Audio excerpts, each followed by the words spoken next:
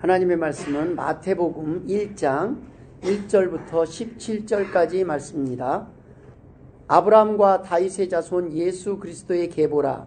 아브라함이 이삭을 낳고 이삭은 야곱을 낳고 야곱은 유다와 그의 형제들을 낳고 유다는 다말에게서 베레스와 세라를 낳고 베레스는 헤스론을 낳고 헤스론은 람을 낳고 람은 아미나답을 낳고 아미나답은 나손을 낳고 나손은 살몬을 낳고 살몬은 라합에게서 보아스를 낳고 보아스는 룻에게서 오벳을 낳고 오벳은 이새를 낳고 이새는 다윗 왕을 낳으니라. 다윗은 우리아의 아내에게서 솔로몬을 낳고 솔로몬은 르호보암을 낳고 르호보암은 아비야를 낳고 아비야는 아사를 낳고 아사는 여호사밧을 낳고 여호사밧은 요람을 낳고 요람은 우시야를 낳고 우시야는 요담을 낳고 요담은 아하스를 낳고 아하스는 히스기야를 낳고 히스기야는 므낫세를 낳고 므낫세는 아몬을 낳고 아몬은 요시야를 낳고 바벨론으로 사로잡혀 갈 때 요시야는 여고냐와 그의 형제들을 낳으니라.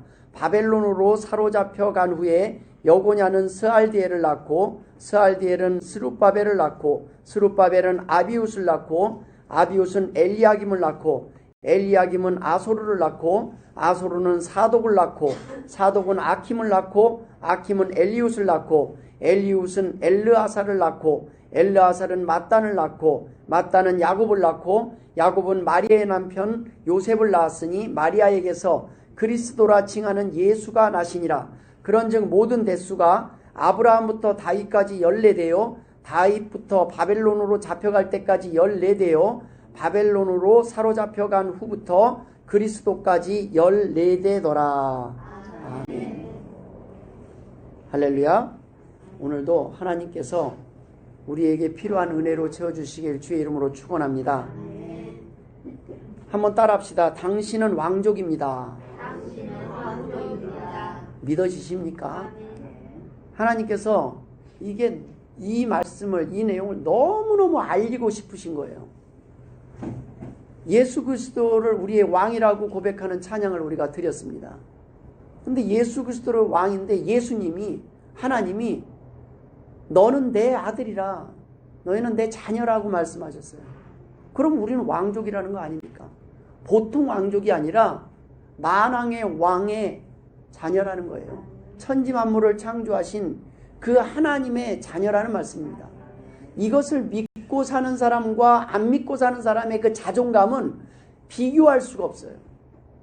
이것을 믿는 사람과 그냥 알고 있는 것이 아니라 내가 정말 어떤 누구의 후손이고 누구의 자녀라는 것을 알 때 우리는 비로소 누가 우리에게 뭐라고 해도 흔들리지 않는 자존감을 가지고 살아갈 수가 있습니다. 그런 사람은 뭐 다른 사람이 너 뭐 돈도 없으면서 뭐 너 어쩌고 저쩌고 뭐 몸도 약하면서 아무리 뭐라고 얘기해도 그래도 나는 행복하다. 그래도 나는 왕의 후손이고 왕의 자녀다. 뭐 돈 아무리 마진가는 사람도 너는 다 두고 갈 거지만 나는 천국 간다. 이 믿음이 있을 때 우리가 이 세상을 살아갈 때 죽어도 감사, 살아도 감사, 어디에 있든 어떤 상황이 있든지 감사하고 살아갈 수 있습니다. 오늘 본문에 보면은 이 다윗까지 14대, 바벨론은 이거 전 14대, 그 다음에 마지막 예수 그리스도까지 14대인데 잘 보면 중복되어 있는 게 있어요. 이스라엘 백성들은 이 어떠한 것들을 셀 때 14넷으로 끊는 그런 관습이 있습니다. 그런데 잘 나가다 마지막 예수님 때 보면 13대까지 끝나요. 그런데 그 앞에 사람과 겹쳐가지고 요하스랑 겹쳐서 14대로 표기를 합니다. 근데 쉬어보면은 마지막에 13대에서 끝나요. 마지막 그 한 대를 채우시는 바로 우리입니다. 우리가 그 다음 세대에 포함되어 있는 거예요. 아브라함과 다윗의 자손 예수 그리스도의 계보라 라고 신약의 첫 장 첫 구절을 시작하고 있습니다. 이 의미는 약속대로 오신 메시아라는 겁니다. 그냥 뜬금없이 나타난 분이 아니라는 거예요. 예수 그리스도는 역사적 실존 인물이라는 겁니다. 이 계보에 바로 저와 여러분이 포함될 수 있는 길이 열려 있다는 말씀입니다. 수많은 명단들이 있어요. 이 땅에도 사전을 찾아보고 인명사전을 찾아보고 여러분 이렇게 뉴스를 다 검색해 자기 이름 검색해 보셨어요? 검색해 보면 이름이 딱 뉴스에 네이버에 내 이름을 딱 쳐서 이름이 뜨나 안 뜨나. 예전에는 제가 소원이 인명사전에 국어사전에 국어대사전에 내 이름이 들어갔으면 좋겠습니다. 이렇게 기도한 적이 있었는데 이제는 뭐 국어대사전으로 할 수는 없고 네이버에 이름 쳐가지고 나올 정도. 그러면 조금 난데 제 이름 치니까 나와요. 그래도 몇 군데 나와요. 그런데 이게 기사화가 된 것들 그러한 것들이 있을 때 이름을 치면 나옵니다. 김제 신광교회.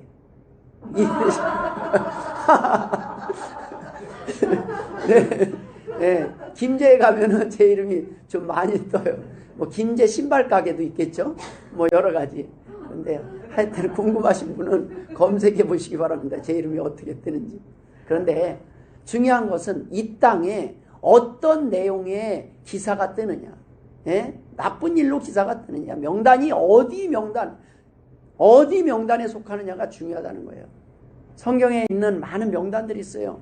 좋은 명단도 있고 나쁜 명단도 있습니다. 그런데 우리가 절대 빠지면 안 되는 명단이 어떤 명단이냐? 생명책입니다.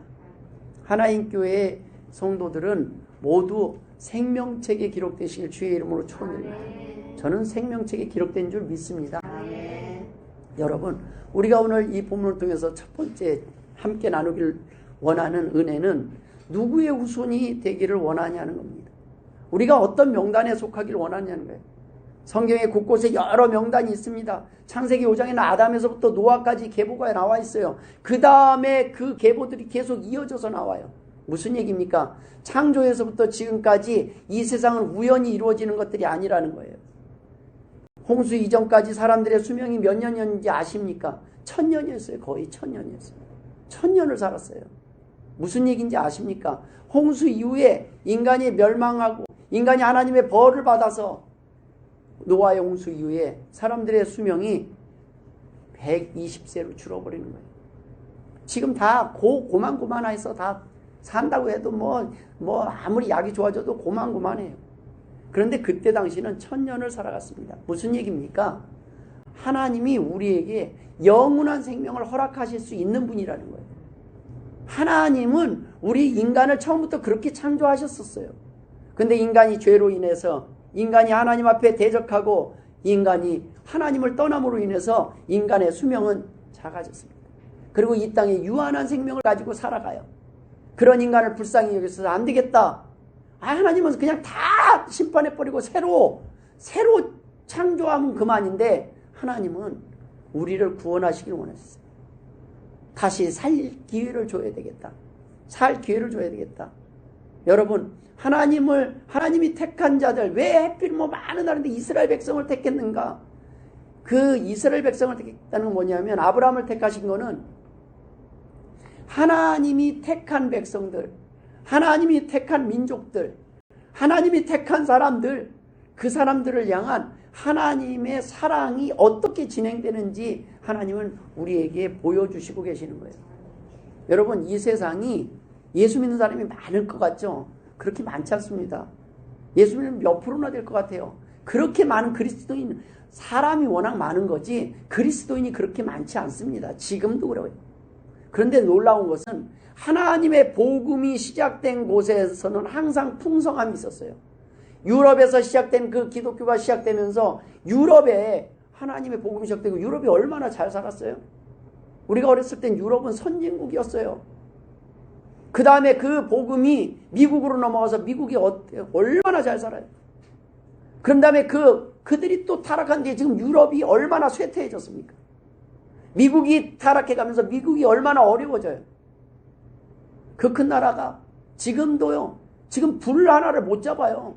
사람이 대단한 것 같은데 불을 못 꺼요. 지금 그 부자 동네 싹 흩어갖고 쟤만 남았답니다. 지금 여러분, 그러던 대한민국에 복음이 들어와서 우리나라가 얼마나 잘 살게 됐어요. 정말 작고 보잘것없는 작은 나라에 어디에 붙어있는지도 모르는 그런 나라였어요. 전 세계의 원조를 받던 나라였어요. 그런 나라가 6.25를 겪고 일제시대를 겪고 하나님 앞에 순교의 피를 흘리고 이 나라에 복음이 내려오면서 한국이요 얼마나 잘 살게 됐습니까? 그런데 한국에서 이 그리스도인들이 하나님을 떠나기 시작하면 위기가 오는 거예요. 기독교인이 줄어들기 시작하면 한국에 주어진 이 복음의 기회가, 이 풍성한 기회가 또 넘어가는 거예요. 하나님을 받아들였던 나라치고 가난한 나라가 없었습니다. 하나님을 등진 나라치고 지금 평안한 나라들이 없어요. 전 세계를 보십시오. 아직도 복음을 거부하고 복음이 들어가지 못한 나라들, 전 세계 다 가난한 나라예요. 하나님을 모르는 나라는 가난할 수밖에 없습니다. 하나님께서는 우리에게 알려주십니다. 너희는 왕족이다. 왕의 자녀다. 왕의 자녀답게 너희들이 나의 풍성함을 누릴 자격이 있다라는 거예요. 그런데 하나님이 복을 주고 싶어도 하나님을 거부하는 백성들, 그 백성들에게 복을 줄 수가 없다는 말씀입니다. 우리는 어떠한 명단에 기록되어야 합니까? 어느 날 주님의 제자들이 70명에게 주님께서 제자들에게 능력을 줘서 전도를 나가라고 했어요. 그들이 막 나가서 전도가서 보고를 합니다. 주님, 우리가 가는 곳에 예수의 복음을 전할 때마다 귀신들이 우리 앞에서 항복을 합니다. 막 어깨가 막 얼마나 기세등등해져서 왔는지 몰라요. 그런데 예수님이 그들에게 하신 말씀이 귀신들이 너희에게 항복하는 것으로 기뻐하지 말고 너희 이름이 하늘에 기록된 것으로 기뻐하라고 하셨습니다. 여러분, 우리가 가장 중요한 것은 생명책에 기록되어야 된다는 말씀입니다. 이 땅의 삶은 잠깐이에요. 정말 밤새 안녕하셨습니까? 여기 요즘은 나이도 없대요. 하면 심장 붙잡고 다 쓰러지는 거예요. 심근경색 언제부터 생긴 병입니까? 잘 살고 고기 많이 먹고 우리나라가 언제부터 고기를 많이 먹었어요. 그런데 이제는 혈관 내에 이제는 너무 많이 먹어서 풍성해서 예전에 없던 병들이 고혈압, 상상할 수 없는 병들이에요. 가난한 나라에서는. 그러나 우리 그만큼 잘 살게 된 거예요. 그러나 중요한 것은 이 땅의 잠시 잠깐의 삶이 아니라 이제 하나님께서 영원한 그 구원의 기회가 다 끝났을 때 하나님께서 우리에게 남겨놓은 것은 심판밖에 없습니다. 계시록 20장 15절에 누구든지 생명책에 기록되지 못한 자는 불못에 던져지더라 라고 기록했습니다. 천국의 아름다움뿐만 아니라 천국의 심판, 그 마지막에 심판을 기록한 곳이 계시록 아닙니까? 계시록 21장 27절에 무엇이든지 속된 것이나 가증한 일 또는 거짓말하는 자는 결코 그리로 들어가지 못하되 오직 어린 양의 생명책에 기록된 자들만 들어가리라. 여러분, 생명책에 기록된 자들만 들어갈 수 있습니다. 왕의 후손들, 왕의 명예를 회복해야 돼요. 우리는 하나님의 자녀답게 살아갈 수 있는 방법이 무엇입니까? 깨끗하게 착하게. 그거는요, 목사 되기 전하고 목사 되기 된 후하고 제가 비교해 보니까 목사 되면 무지 깨끗해질 줄 알았거든요. 근데 안 그래요. 목사 돼도 여전히 인간은 연약합니다. 죄를 짓고 여전히 쓰러져요. 분노하기도 하고 미워하기도 하고 그런 마음들이 조금 옛날보다 나아졌겠죠. 근데 없는 것이 아니라 없어질 거라고 자신을 하면 안 돼요. 없어졌다고 교만하면 안 돼요. 사단이 오늘도 나를 찌르는 사람 3명만 건드리면 저는 4번째 만난 사람한테는 화를 낼지도 몰라요. 하나님이 보호해 주셔야 이게 조절이 되는 거예요. 우리가 제 아무리 착한 척해도요, 오늘 나를 찌르는 사람 10명만 만나면 우리는 마지막에 살인자가 돼 있다니까요. 스트레스가 계속 쌓이면 우리는 마지막에 누구한테 무슨 짓을 할지 몰라요. 그런 우리를 하나님은 아시기 때문에 예수 그리스도의 복음을 통하여 제자리로 돌려놓는 거예요. 조금 마이너스 한 10까지 갔을 때 다시 제자리로 0으로 올라와야 돼요. 근데 마이너스에서 살면 계속 내려가는 겁니다. 하나님의 자녀는 본래의 자리를 기억하는 거예요. 여러분, 한 주일 동안 어디 갔든지 꼭 다시 이 자리로 돌아오시기 바랍니다. 그래야 다시 0에서 출발해요. 하나님, 나 간신히 여기까지 왔어요. 그러다가 조금 더 나 영도 불안해. 맨날 아래로 갔다가 죄 졌다가 교회 예배 드릴 때는 괜찮고 예배 드리고 나면 죄 짓고 다시 주일날 오면 괜찮고, 요것만 반복하지 마시고, 조금 안전하려면 전도도 좀 하시고, 선한 일도 좀 하시고, 예, 조금 안전한 건 요 경계선에 있는 사람들이 위험한 거예요. 우리가 조금 더 안전하려면 주를 위해서 조금 더 한 발자국 더 나가서 사시면 그래도 죄랑 조금 더 멀어집니다. 근데 딱 0에 있다면 내가 오늘 쓰러지면 그냥 죄예요. 거기 또 마이너스 10에 있으면 그 다음에는 더 심한 죄를 짓고 더 심한 죄를 짓는 거예요. 하나님의 자녀들이 자녀다운 모습을 잃어버렸기 때문에 주님은 내가 너를 용서할 테니까. 이 용서의 은혜가 없으면요, 우리는 다시 시작할 수 없어요. 우리가 하나님이 오늘도 내가 너를 용서하노라, 그러니 다시 시작해봐라, 이 기회를 주셨기 때문에 그것을 믿고 우리는 오늘도 다시 하나님, 제가 뭔데 그렇게 많이 죄를 졌는데 다시 0이라니요. 그런데 우리가 다시 시작할 용기를 얻게 되는 것은 바로 하나님의 자녀의 특징입니다. 저는 처음에요, 제가 예수를 믿는, 나는 구원받는다는 확신이 없었어요. 왜냐하면 적어도 제 머릿속에서 구원을 받으려면 너무너무 착하게 살아야 되는데, 처음에는 결심을 하고 하나님, 내가 이 죄도 안 짓고 저 죄도 안 짓겠습니다. 10가지 내가 자주 짓는 죄를 적어놓고 내가 죄를 안 져보려고 중학교 때 철든 거 아니에요. 중학교 때 하겠고, 예수님 내가 10가지 자주 짓는 죄 막 이렇게 있잖아요. 그걸 다 적어놓고 그 다음날 그걸 하나를 할 때마다 제가 몽둥이를 들고 제 허벅지를 때렸어요. 멍이 시퍼렇게 들고. 그 다음에 며칠을 하다 보니까 죽을 것 같아요. 이건 아무리 해도 또 짓고 이건 안 되는 거예요, 도대체. 이러다가 정말 지옥 갈 것 같아요. 복음을 모르면 그 저의 고민을 루터가 이미 했어요. 루터와 칼빈이. 그래서 오직 의인은 믿음으로 말미암아 살리라. 아멘. 사람이 의롭게 될 수 있는 건 없어요. 하나님이 오늘 고만고만하게 우리를 두니까 여기까지 이렇게 좀 깨끗한 척하고 이 자리에 살아있는 거예요. 그렇지 않으면 우리는 벌써 감옥에 가 있을 거고, 그렇지 않으면 우리는 벌써 이곳에 이렇게 편안한 마음으로 있을 수가 없어요. 하나님은 우리가 다시 제자리로 돌아오길 원하십니다. 그 제자리가 어디입니까? 왕의 자녀랍니다. 우리가 함께 나눌 두 번째 은혜는, 그러면 우리는 누구의 조상이 되어야 되냐는 거예요. 예수님에 데려와서 예수님이 다시 우리를 자녀로 삼았으면 여기서 예수님의 자녀된 걸로 끝나서는 안 된다는 거예요. 이젠 누군가의 조상이 되어야 된다는 거예요. 아브라함이 믿음의 조상이 되었던 것처럼 우리는 누군가에게 우리의 믿음을 전달해야 될 책임이 있습니다.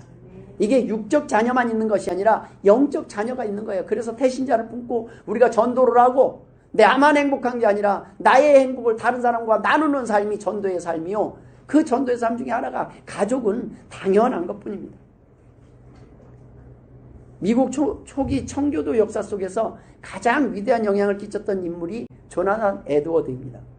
조나단 에드워드는 워낙 유명한 분이라 우리가 신학을 하는 사람들이나 목사님들은 하도 많이 들어서 그분이 미국에 엄청난 영향을 끼쳤다라는 것을 알 수 있습니다. 참으로 믿음이 좋은 분이었습니다. 주님을 뜨겁게 사랑하는 여인과 결혼해서 두 부부가 평생 신실한 믿음의 가정을 이루며 살았습니다. 근데 그에 반해서 그의 친구인 맥스 주크라는 사람이 있었습니다. 그 사람은 별로 믿음이 없었을 뿐만 아니라 방탕한 생활을 하는 여인과 결혼하고 일평생 믿음을 저버리고 타락한 생을 삽니다.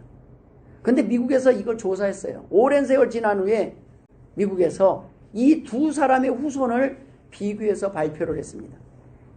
조나단 에드워드의 그 후손들은 그 조사 시점에 617명의 후손이 있었는데, 이들 중 대부분이 사회가 꼭 필요한 사람들, 귀한 사람들로 성장했다는 거예요. 그런데 주크는 1292명의 후손을 두었으나 사회로부터 지탄받는 부끄러운 생을 사는 사람들이 대부분이었다는 겁니다. 여러분, 우리가 믿음으로 자식을 낳고 믿음으로 자식을 양육하며 믿음으로 가정을 이루고 사는 것이 얼마나 중요한지 기억해야 합니다. 그것은 우리가 하나님의 자녀가 된 것에 끝나지 아니하고 우리가 누군가에게 믿음의 조상이 되어야 한다는 그 사명을 감당해야 되는 것이 얼마나 중요한지를 알아야 된다는 말씀입니다. 여러분, 우리는 우리의 후손들에 대한 책임을 가져야 돼요. 나의 삶의 모습이 나로 끝나는 것이 아니라 나의 불행으로 끝나는 것이냐, 내 자녀의 불행, 자자손손 불행해졌다는 거예요. 여러분, 우리는 믿음의 가치를 아는 사람이 되어야 됩니다. 하나님의 자녀라는 그 믿음이 없으면 우리 자신이 얼마나 귀한 존재인지 그 가치를 몰라요. 내 자신이 그 자존감을 잃고 별 볼 일 없는 것처럼 생각하고 살아가는 그 모습을 보는 자녀는 얼마나 답답하겠습니까? 딱 태어나 보니까 부자도 아니요, 뭐 그렇게 대단하게 뭐 많은 것 같은 거, 건강한 것 같지도 않고, 처음에는 막 어릴 때는 우리 아버지 없으면 못 살 것 같고, 근데 이제 어느 정도 커보니까 비교해 보니까 옆집 차보다 작은 차를 몰고 다니는 것 같고, 옆집 차보다 집도 작은 것 같고, 이것저것 쓰는 거 보니까 작은 것 같고, 뭐 대단해 보이지만 나중에 보면은 대단하지 않다는 걸 결국은 알게 돼요. 존경심이 사라집니다. 부모를 보는 눈이 잘못됐어요. 세상의 기준으로 비교하니까 아버지는, 부모님은 책임지지도 못할 거 왜 낳았냐고 이런 소리 나요. 그런 소리 들으니까 상처받아서 그 다음에 자기도 그 말을 뱉고 나서 그런 요기를 들을까봐 자녀도 안 낳아요. 이제 왜요? 기준이 세상의 잘못된 기준으로. 왕의 자녀는 그렇게 살아가는 게 아닙니다. 여러분. 이 땅에 잠시 잠깐으로 보면 다 썩어져 없어질 사람들, 다 시한부 인생으로 살아가는 거예요. 길어야 120년 안에. 제가 요즘 돌아가시는 분들 이렇게 보면서 70, 80 이렇게 넘으면은 아, 이런 생각이 들겠구나. 80이 넘으면, 70이 넘으면 머릿속에 시한부라는 생각이 좀 더 가까이 오겠구나라는. 왜요? 주변에 이제 어떤 목사님 만나니까 은퇴하신 목사님인데 내 주변에 이제 남아있는 친구들이 별로 없대요.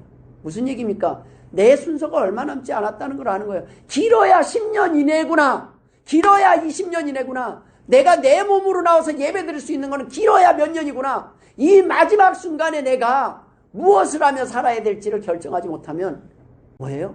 적극 죽음을 앞두고 두려움 가운데 살 수밖에 없습니다. 그러나 여러분, 우리는 다시 부활할 것입니다. 하나님이 우리를 회복시켜 주시고 우리의 죽음이 끝이 아니라는 것을 예수 그리스도의 부활을 통해서 증명하셨어요. 죽은 자를 살리는 걸 통해서 사람들에게 보여주셨어요. 죽음이 끝이 아니라는 것을 나사로를 살리면서 보여주셨고, 그것을 본 많은 사람들이 기록한 성경이 지금까지 우리에게 전해져 내려오고 있습니다.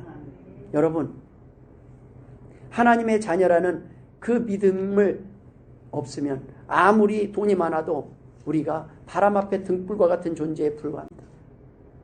지금도 아직도 꺼지지 않는 그 불에 지금 미국이 초토화가 돼버렸어요. 그 강풍에 겨울에 불이 나서 그냥 싹 다 태우고 가는데 할 수 있는 게 없다는 거예요. 그 큰 미국이 할 수 있는 게 없어요. 그냥 억소리 나는 거예요. 여러분, 앞으로는 핵폭탄은 사람이 조절할지 몰라요. 근데 자연재해는 어떡합니까? 사람이 피하려고 해도요, 인류의 재앙을 피할 수가 없어요. 바람 앞에 등불 같아요. 정말 이 재앙이 날씨 기후변화로 인해서 오는 거는요, 그냥 아무 소리 없어요. 그저 위로밖에 없어요. 그런데 그 가운데 제일 답답한 게 뭐냐면, 예수 안 믿고 돌아가신 분들 앞에서는 똑같은 장례식을 가도 위로할 방법이 없어요. 위로할 방법이 없어요. 예수 믿고 돌아가신 분들에게는 위로할 수가 있어요. 천국에서 곧 만난다는 소망이 있어요. 아, 이 세상에 다 사명이 끝났기에 하나님이 부르셨기 때문에, 좋은 곳에 가셨기 때문에 그 자녀들에게도 소망이 있어요. 다시 만날 수 있는 소망. 그런데 미루다가 어느 날 갑자기 그런 일을 당했다는 소리를 들으면 마음이 먹먹해요. 조금만 더 일찍 알았더라면. 여러분, 우리는 이 땅에서 하나님의 자녀로서의 자존감을 회복하고 살아야 합니다. 예전에 영국 런던에 배츠라는 상호를 가진 악기점이 있었다고 합니다. 어느 추운 겨울 저녁에 이 악기점에 아주 그냥 허름한 옷을 입은 사람이 헌 바이올린 하나를 가지고 왔어요.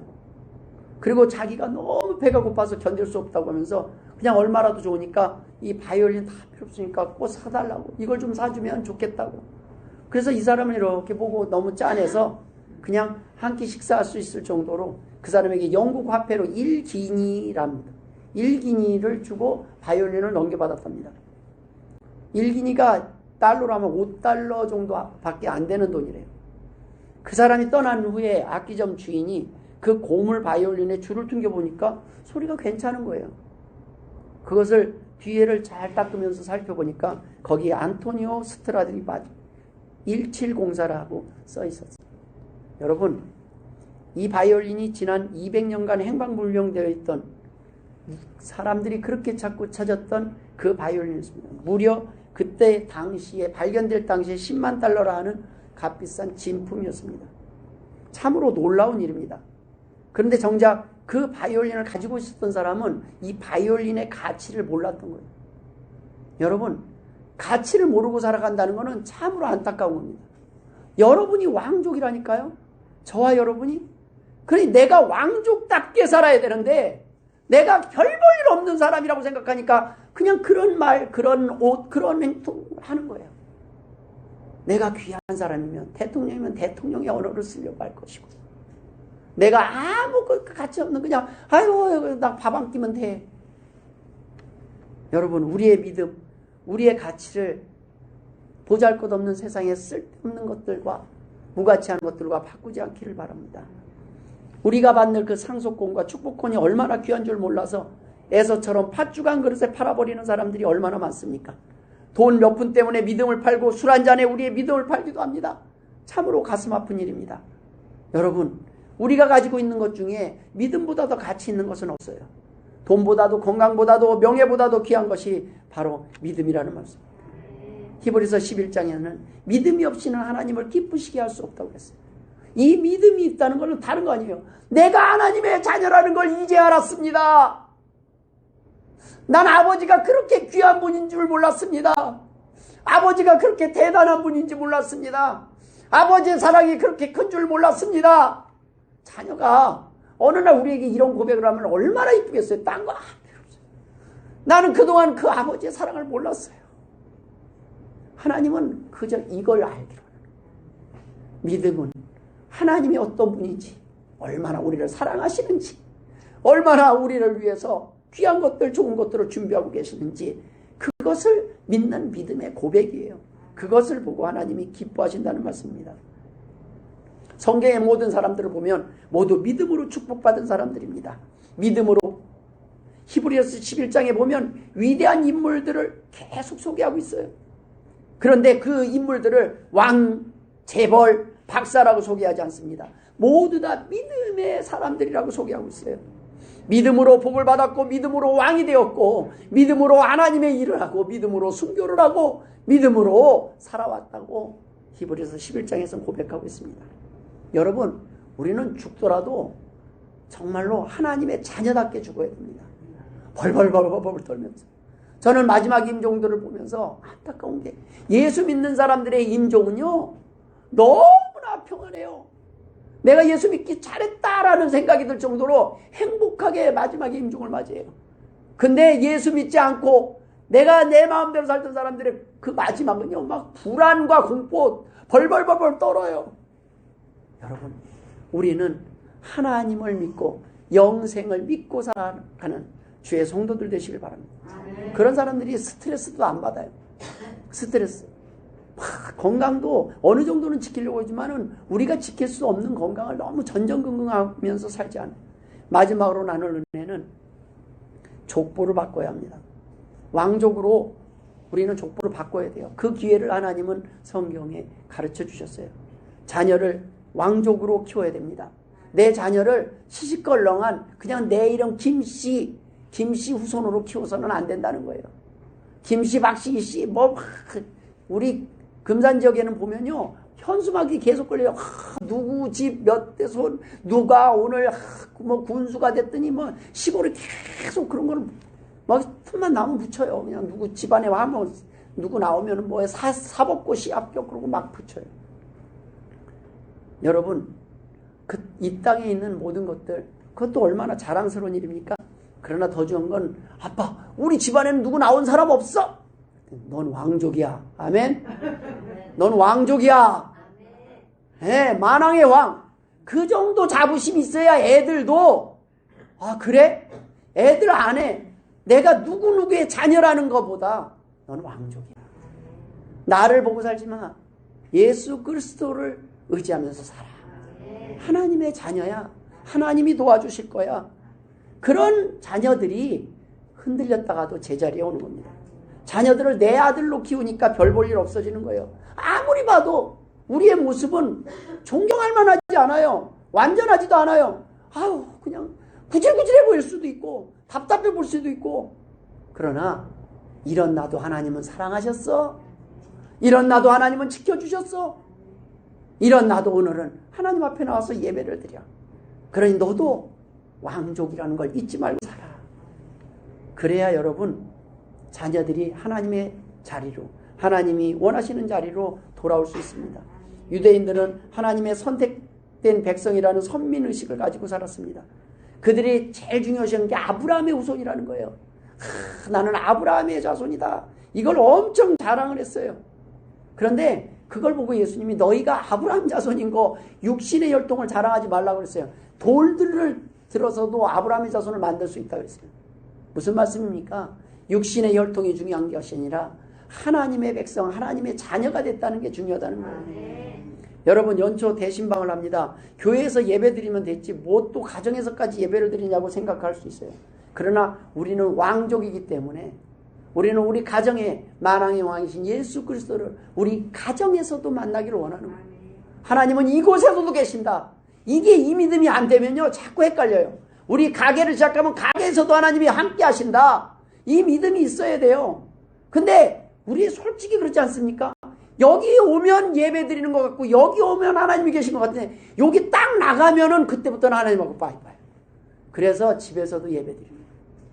그래서 새로 사업을 시작해도 다른 사람은 돼지머리 놓고 기도할 때 우리는 하나님 모시고 예배 드리고 시작하는 거예요.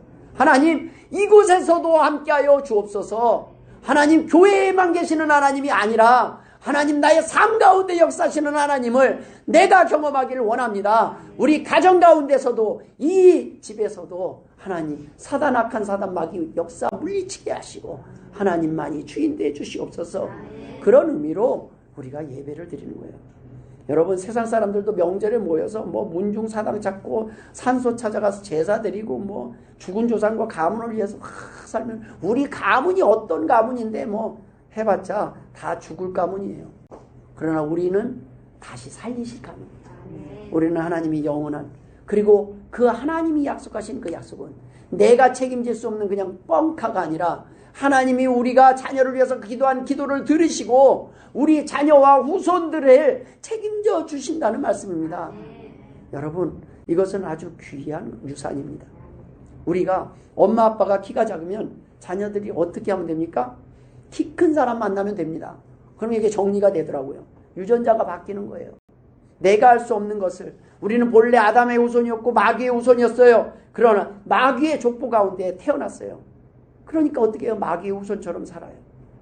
요한복음 8장 44절에 너희는 너희 아비 마귀에게서 났으니 너희 아비의 욕심대로 너희도 행하고자 하느니라. 그는 처음부터 살인한 자요 진리가 그 속에 없었으므로 진리에 서지 못하고 거짓을 말할 때마다 제 것으로 말하나니 이는 그가 거짓말쟁이요 거짓의 아비가 되었습니다. 여러분, 우리는 마귀, 그러니까 죄 짓는 게 이상한 게 아니에요. 자꾸 그리로 가요. 자꾸 죄의 본성들이 있어서. 그러나 성령님께서 우리를 만나주시고 너 그러면 안 된다. 너는 이제 신분이 바뀌었다. 너는 이제 왕족이다. 너는 이제 우리 집안 사람이다. 너는 이제 상놈이 아니라 양반이다. 양반보다 귀한 하나님의 자녀다 라고 말씀하고 계시는 것입니다. 여러분, 이것이 우리가 갖고 있는 믿음입니다. 이 구원이 오늘 저와 여러분에게 임했습니다. 믿는 자에게 주인이 되는 거예요. 예전에 한 청년이 서울로 과거를 보러 갔다고 합니다. 한양으로. 근데 과거 대신 과거 보러 갔다가 누구를 만나냐면 외국인 선교사를 만났어요. 그래서 과거를 보는 건 다 잊어버리고 예수님을 영접하고 천국의 과거를 보고 고향으로 돌아왔습니다. 명길에서 이제 돌아오는데 막 부모님들이 마중 나서 과거 시험 어떻게 됐냐고 물었어요. 그러니까 이 청년이 부모님, 세상 과거도 중요하지만 천국 과거가 더 중요하다는 것을 제가 이제 알고 왔습니다. 하니까 집안이 발칵 뒤집었어요.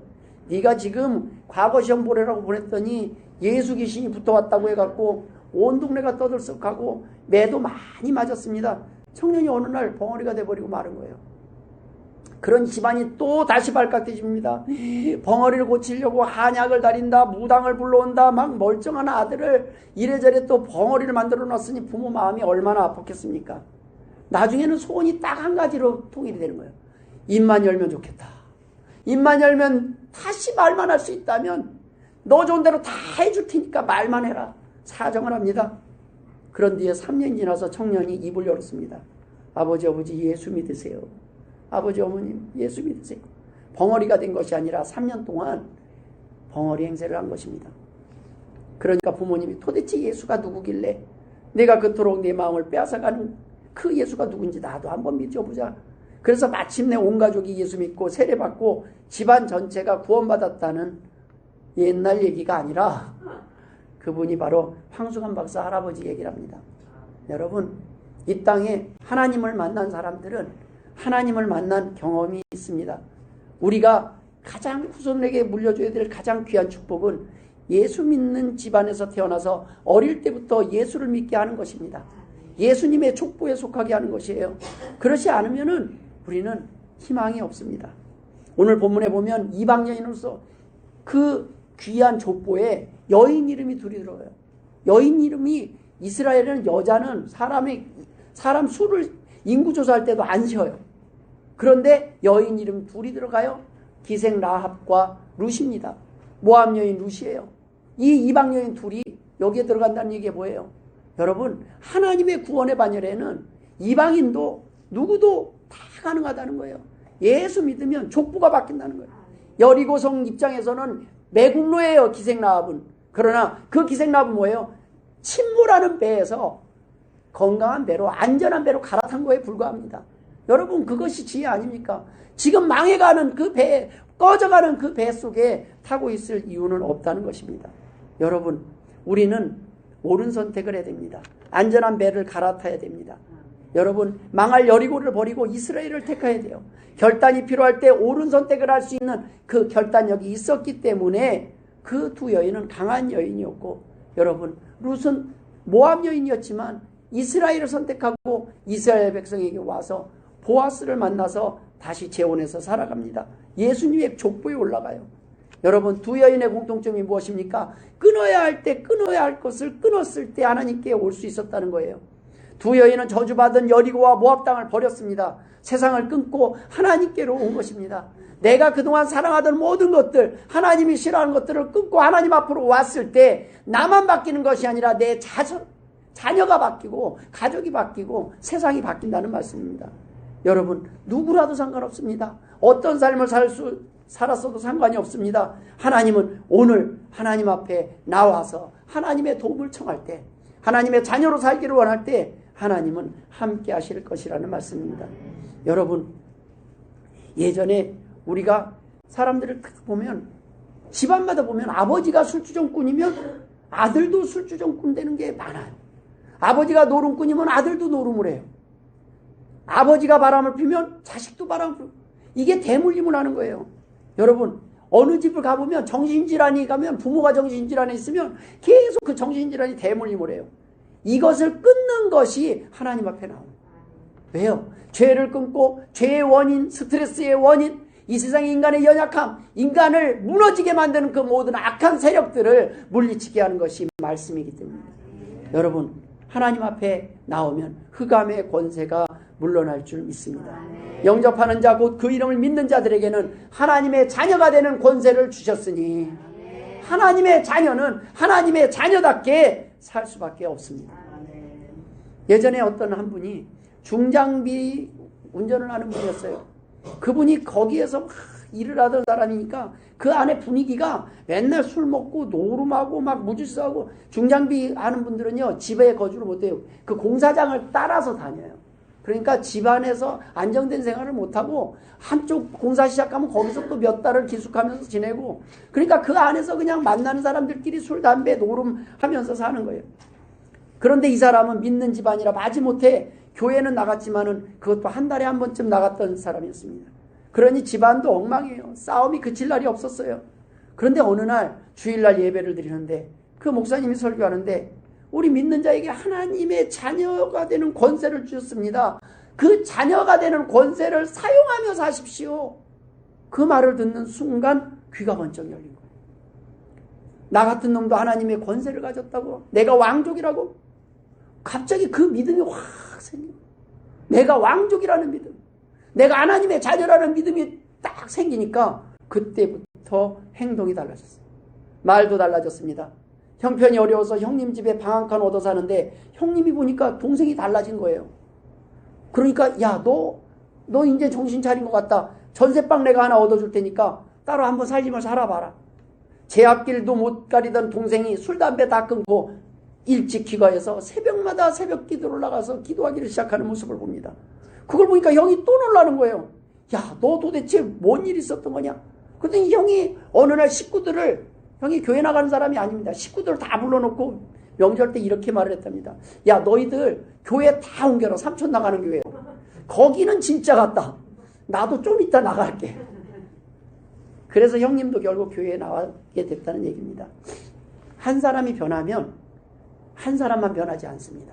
그 주변이 다 변해요. 이것이 하나님이 원하시는 뜻입니다. 나 한 사람만 예수 믿고 천당 가게 하는 거, 이건 이기적인 복음이에요. 이런 복음을 전하는 사람들은 자기밖에 모르는, 그냥 나 구원받으면 되니까 전도도 안 하고 그냥 다, 이런 사람들이 무교회주의자고, 그 사람은 예수 믿으면 천국 간다며. 그리고 아무것도 안 하고 헌금도 안 내고 아무것도 안 하고 나는 가만히 예수 믿으면 천국 간다며.